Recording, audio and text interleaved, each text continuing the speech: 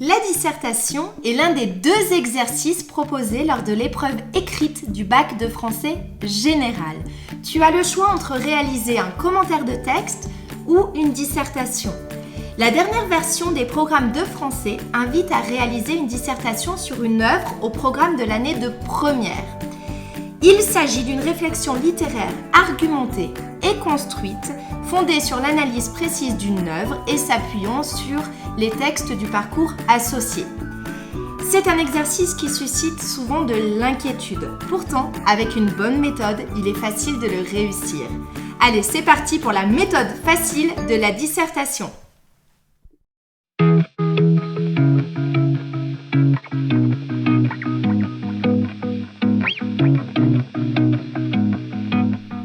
Commençons tout de suite par l'étape du brouillon de la dissertation. Je te rappelle que l'épreuve écrite dure 4 heures et que tu disposes donc de beaucoup de temps au brouillon. N'hésite donc pas à le mettre à profit.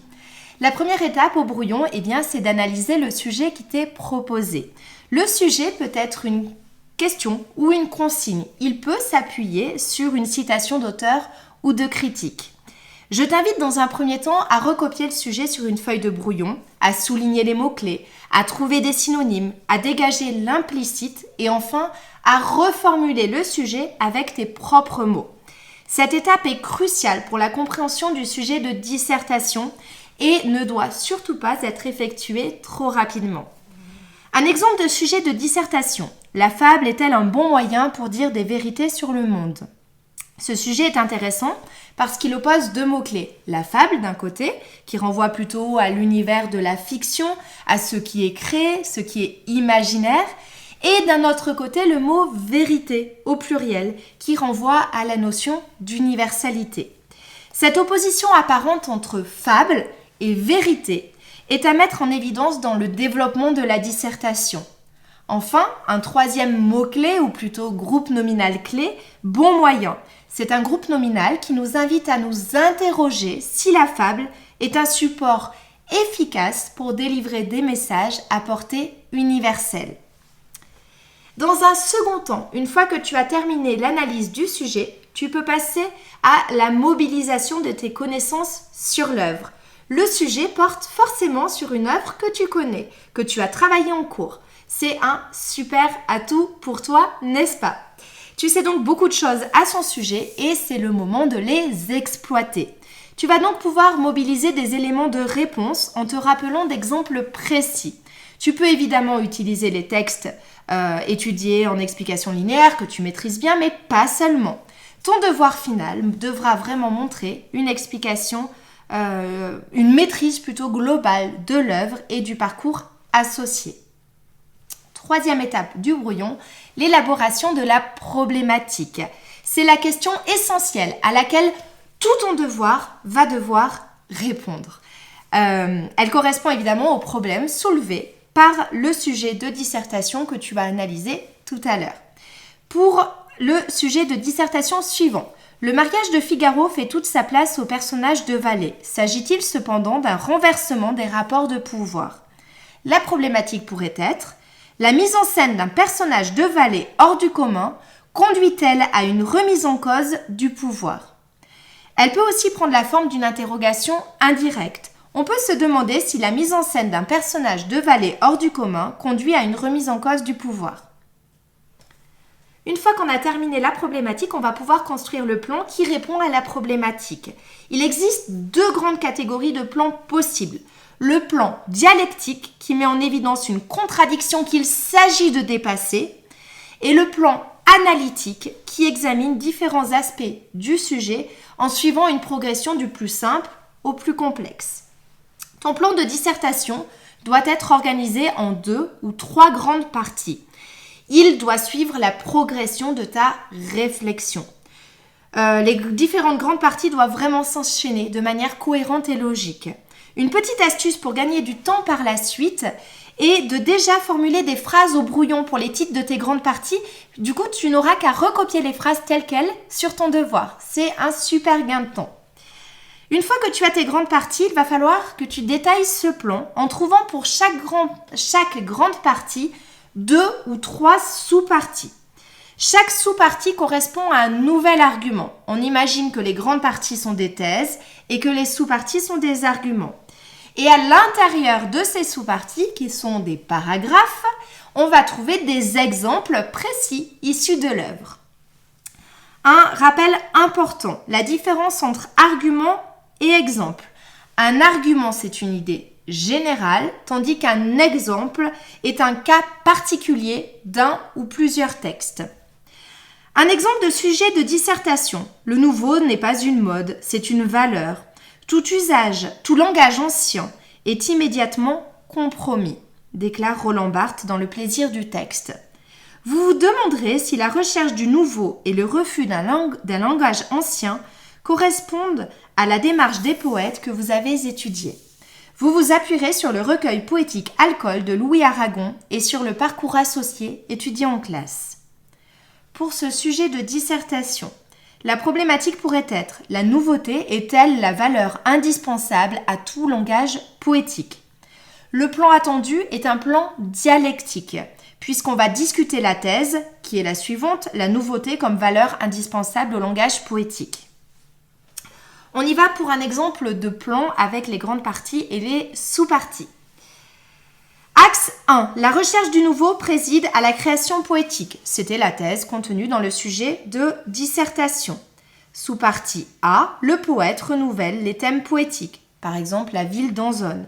Sous-partie B. Le poète renouvelle le langage. Les images poétiques, par exemple.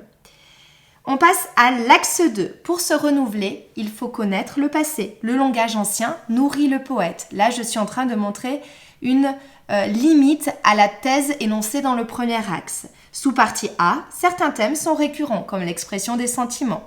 Sous-partie B, pour innover, le poète se nourrit du passé, qu'il détourne, imite, recrée. C'est ce qu'on appelle le phénomène d'intertextualité. Tous les textes nouveaux contiennent en eux des textes anciens. On passe au dernier axe, qui est le dépassement de la thèse dans le plan analytique. Si elle pousse à la nouveauté, c'est que la poésie est avant tout une recherche, une création. Sous-partie A, la singularité de chaque poète donne une impression de nouveauté. Sous-partie B, c'est en étant libre que le poète peut créer, par exemple avec la suppression de la ponctuation dans Alcool. Ces sous-parties sont à compléter avec tes exemples. Je t'en ai donné quelques-uns en surface, mais il faut évidemment nourrir ces sous-parties avec de nouveaux exemples. On passe à présent, après le brouillon, à la rédaction. La rédaction est constituée d'une introduction, d'un développement et d'une conclusion. Commençons par l'introduction. Je te conseille de t'entraîner au brouillon pour l'introduction et la conclusion, car ce sont le premier et le dernier contact avec ton correcteur. C'est dire si ce sont des étapes clés de ton devoir. Elle comprend une entrée en matière, alors évite comme entrée en matière de tout temps, toutes les généralités comme ça, il faut vraiment éviter. On appelle aussi cette étape l'amorce. Tu peux partir de l'œuvre, de l'auteur, du genre, du thème, du mouvement littéraire, du parcours en lien avec l'œuvre. Ensuite, après l'amorce, on passe à la présentation du sujet, accompagnée d'une analyse de la citation ou de la question posée. Cette étape doit expliciter les enjeux du sujet. On continue notre introduction avec la problématique et enfin l'annonce du plan. Tu annonces uniquement les grandes parties. Évite dans une première partie, dans une deuxième partie, dans une troisième partie. Préfère les connecteurs logiques qui marquent davantage la progression de ton argumentation et qui la rendent plus fluide. Une fois que l'introduction est terminée, on passe au développement. Je te l'ai déjà dit, il comporte 2 ou 3 grandes parties et pour chacune de ces parties, 2 ou 3 sous-parties. Chaque partie correspond à une idée directrice, une thèse qui va être défendue au moyen d'arguments qui sont les sous-parties. Chaque sous-partie prend la forme d'un paragraphe qui débute par un alinéa et un lien logique pour marquer la progression de l'argumentation. Au sein de chaque paragraphe, l'argument doit être illustré par des exemples concrets issus de l'œuvre. Chaque exemple doit toujours être commenté. Attention, pas pour montrer que tu connais l'œuvre par cœur, mais pour répondre à la problématique que tu as annoncée dans l'introduction. Entre les grandes parties, il est important de ménager une phrase de transition qui fait le bilan de la partie qui s'achève et qui annonce la nouvelle partie. On termine ta rédaction par la conclusion qui comprend 2 étapes. D'abord, un bilan du raisonnement mené dans le développement de manière à répondre à la problématique. Dans ton bilan, tu reprends les conclusions auxquelles tu es parvenu à l'issue de chaque grande partie. Et enfin, une ouverture, un élargissement vers un nouveau questionnement, vers une autre époque, vers un autre sujet lié au premier, vers un autre genre, vers un autre art comme la peinture, ou sur une citation d'un écrivain ou d'un critique littéraire que tu auras apprise par cœur. Voilà pour la rédaction. Une fois que tu as terminé ta rédaction, il est important de te ménager un temps pour la relecture. Pour vérifier les fautes d'orthographe courantes, pour vérifier que tu as bien souligné tous les titres des œuvres, pour vérifier si tu as bien mis des guillemets pour les citations, etc. Et enfin, je termine par quelques conseils de rédaction. Le devoir est entièrement rédigé, pas d'abréviation, pas de titre apparent, ni pour les grands axes, ni pour les sous-parties. Pas de numérotation non plus et voilà, pas d'abréviation, il faut vraiment rédiger intégralement ta dissertation. Voilà, c'est terminé pour cette méthode de la dissertation. Tu retrouveras toutes les notes rédigées de ce cours de français sur mon site internet réussite-et-cours-de-français.com. On se retrouve aussi sur tous mes réseaux. Leurs liens sont dans la barre d'informations. Je te dis à très bientôt pour un nouveau cours de français et d'ici là, n'oublie pas que la force de la littérature soit avec toi. Bye bye!